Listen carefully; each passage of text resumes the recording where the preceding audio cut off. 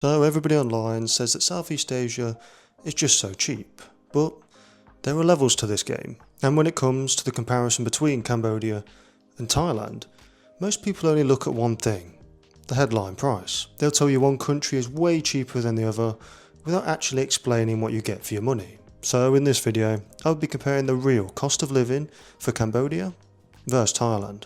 So let's start with rent. One of the biggest cost of living differences between the two countries is rent, because in Cambodia your apartment budget can accidentally turn you into local royalty. And in Thailand, especially in places like Bangkok or Phuket, you start apartment hunting thinking, I just need something simple.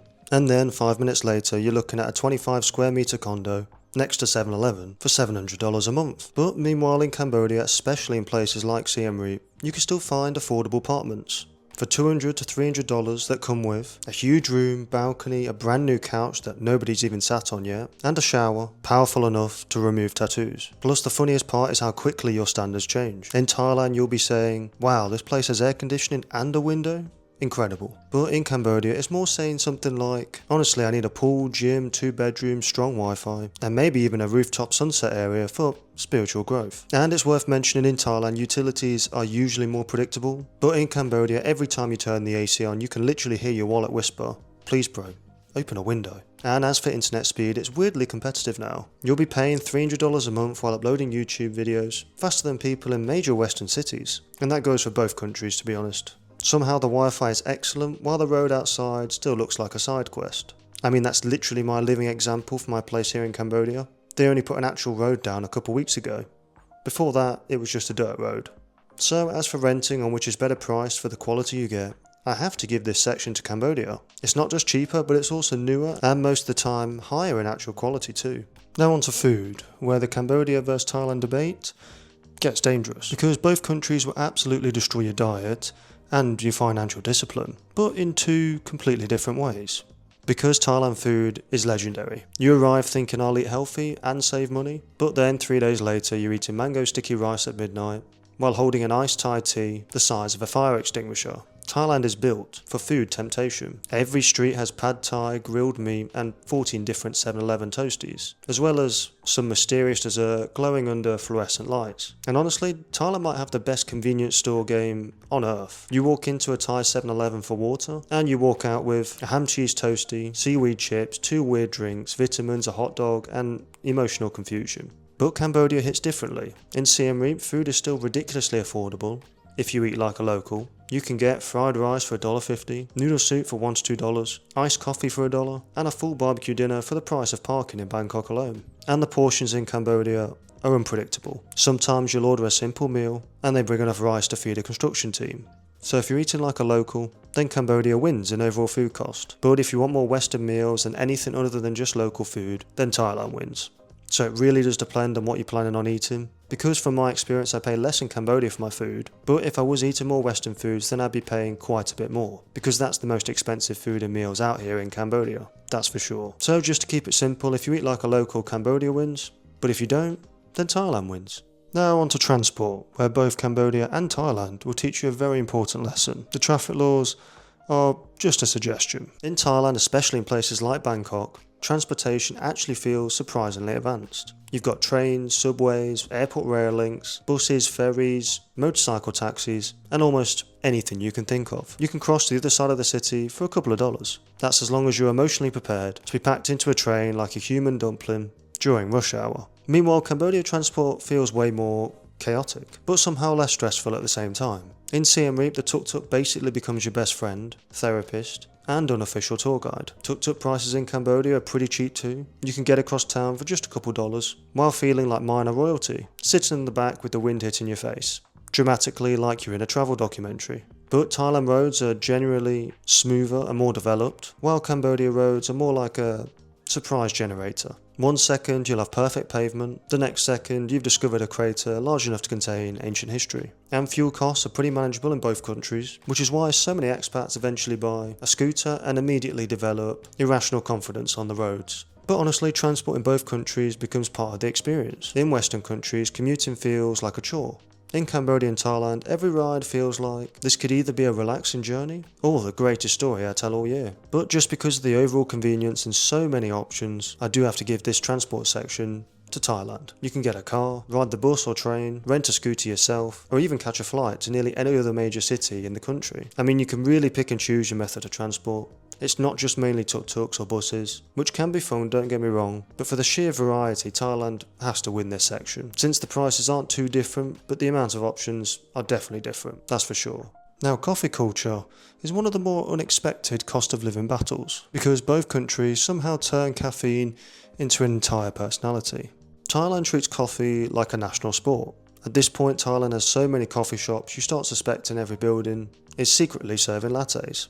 And Thai iced coffee is dangerous, not because of the caffeine, because of the sugar. You order one innocent little iced coffee and suddenly your heart is vibrating in 4K. But the prices in Thailand can vary wildly. Local coffee, super cheap. But fancy expat cafe with industrial concrete walls and a guy putting together a startup pitch for his business? Congratulations, you just paid Western prices for oat milk. Meanwhile, Cambodia quietly becomes an underrated coffee country. In Siem Reap, caf culture exploded over the last few years. And the weird part? The cafes are actually pretty good. And coffee prices are still pretty affordable, especially when compared to the West. You can still get local iced coffee for around $1, caf lattes for $2 to $3, and they always come with enough caffeine to survive Southeast Asia's heat without collapsing into a tuk-tuk. But there is one universal truth in both countries. Digital nomads fully occupied the cafes. Every coffee shop now contains one guy building an AI startup, one girl making a travel vlog, someone pretending to study, and a guy who's launching a crypto project for the third consecutive year. And somehow everybody's always typing aggressively on a laptop while accomplishing absolutely nothing. But honestly, caf life becomes part of the cost of living experience. Back home, coffee is just coffee. In both Cambodia and Thailand, coffee shops become your office, your apartment extension, your air-conditioned survival shelter, and occasionally your entire social life. So generally, Thailand costs slightly more for the coffee overall than Cambodia, especially in tourist-heavy or trendy areas. But as for a rough breakdown, local street coffee in Thailand will usually be anywhere between $1 to $2. And then you skip over to Cambodia's local coffee scene, sometimes you can even get it for just under $1. So not too much different, but if you're getting multiple a day, then the difference can add up over time. And for specialty cafes, Thailand is often $3 to $6, where Cambodia is usually $2 to $4. So for this section, I'd say Cambodia wins, but I'm sure you can find higher prices in tourist hotspots for both the countries. But as for the more local prices, Cambodia will normally be slightly cheaper. Now on to nightlife, which is where Cambodia and Thailand stop becoming countries and turn into side quests. Thailand nightlife is world famous for a reason. In places like your Bangkok, Phuket or even Pattaya, it feels like the city physically refuses to sleep. You've got rooftop bars, beach clubs, night markets, backpacker chaos, fancy cocktail lounges, and clubs so loud your internal organs start vibrating in sync with the bass.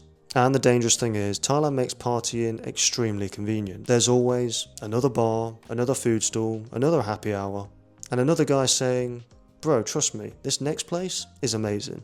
And that last sentence has financially ruined thousands of tourists already. Meanwhile, Cambodia nightlife feels smaller, but way more random, in the best way possible. You go out for one beer and somehow end up playing pool with expats, joining someone's birthday party, listening to a guy explain crypto for 40 minutes, and ending the night eating fried rice on a plastic chair at 2 AM. And Cambodia is still pretty affordable for nights out. Beer prices can be dangerously cheap, like this should not legally cost me $1 cheap, which creates a very specific financial illusion where you keep saying, "I'm spending less here." Meanwhile, you've gone out 6 nights in a row because every drink feels economically responsible. And that's the real trap. The Thailand nightlife drains your wallet quickly, while Cambodian nightlife slowly convinces you that daily partying is now part of your monthly budget. The biggest difference is probably the vibe.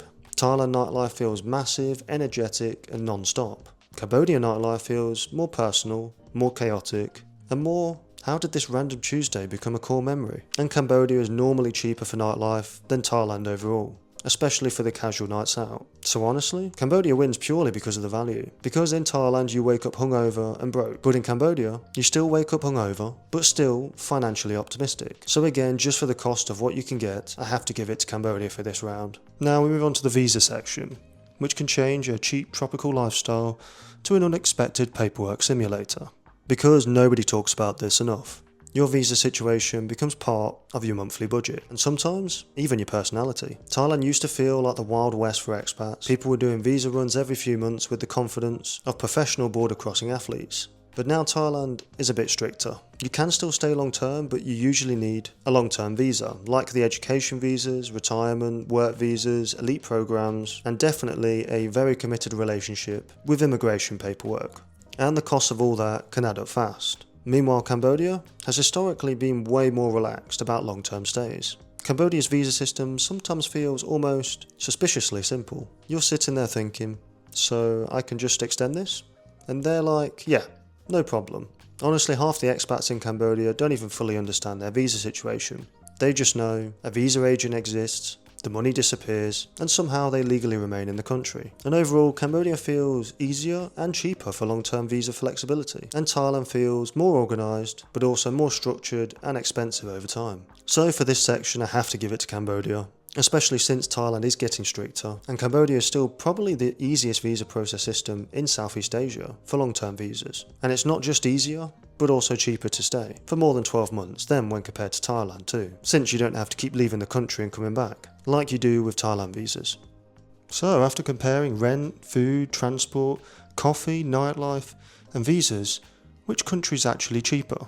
So honestly, both Thailand and Cambodia can be incredibly affordable, or weirdly expensive, depending on how fast you fall into the expat lifestyle trap, because that's what nobody tells you. You move to Southeast Asia thinking, I'm going to save so much money. Then suddenly your life becomes daily iced coffees, grab deliveries, weekend trips, rooftop bars, gym memberships, visa runs, saying yes to absolutely every social event because everything feels cheap individually. And that's how they get you. But Thailand is usually more polished experience, with better infrastructure, better public transport, more food variety, more convenience, and more modern apartments. But you absolutely pay for that convenience over time, especially in places like Bangkok or Phuket, where your so-called cheap Southeast Asian lifestyle slowly starts costing suspiciously close to Western prices. Meanwhile, Cambodia still feels raw and more affordable. Overall, rent is lower, local food is cheap, tuk-tuk rides cost almost nothing, and life moves slower in a way that's weirdly addictive. So if you want big city energy, modern convenience, endless entertainment, incredible infrastructure,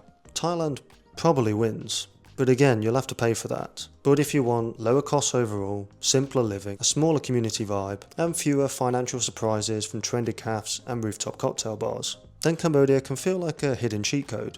But I wouldn't just pick a place solely based on the cost alone. There's obviously many other reasons to consider, but I'm sure cost will be one of them. And that's the purpose of this video, to highlight the differences between the two countries on cost alone. But I'll say this, you do have to make sure a country offers the lifestyle you're after, because if you want everything that the Thailand offers you, then go for it, sure. Just remember it will come with slightly higher prices than when compared to its neighbour in Cambodia. And that's it for today's video on Cambodia vs Thailand in cost of living. So if you enjoyed, make sure to leave a like, and as always, I'll see you guys in the next video.